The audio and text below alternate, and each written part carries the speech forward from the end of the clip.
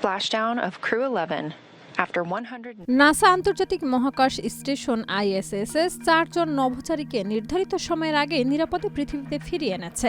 এক নভোচারীর হঠাৎ স্বাস্থ্যগত সমস্যার কারণে এই জরুরি ফেরত পরিচালনা করা হয়, যা ISS এর ইতিহাসে প্রথমবারের মতো ঘটেছে।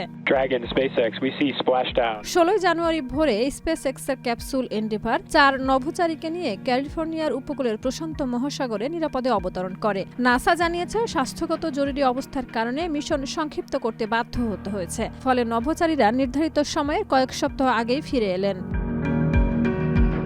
72 ঘন্টা ময়েশ্চার লক সমৃদ্ধ লিলি বডি ওয়াশ, শিয়া বাটারের গুডনেস স্কিন রিপেয়ার করে রাখে সফট ও গ্লোয়িং। নাসার প্রধান স্বাস্থ্য ও চিকিৎসা কর্মকর্তা জেমস পোলক বলেছেন, অপারেশন চলাকালীন কোনো আঘাত বা দুর্ঘটনার কারণে সমস্যা হয়নি, তবে তিনি কোনো নভোচারীর নাম বা স্বাস্থ্য সমস্যার প্রকৃতি প্রকাশ করেননি। নাসা জানিয়েছে, নভোচারীর অবস্থার উপর নিরবিচ্ছিন্ন তত্ত্বাবধান ও পর্যবেক্ষণ চালানো হয়েছে।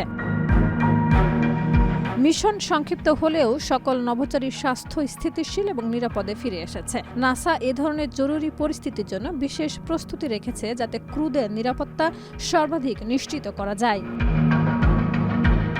এই ঘটনা ISS এর ইতিহাসে একটি নতুন অধ্যায় হিসেবে বিবেচিত হচ্ছে, যেখানে নভোচারীর স্বাস্থ্যগত সমস্যার কারণে মিশন আগেই শেষ করতে হলো।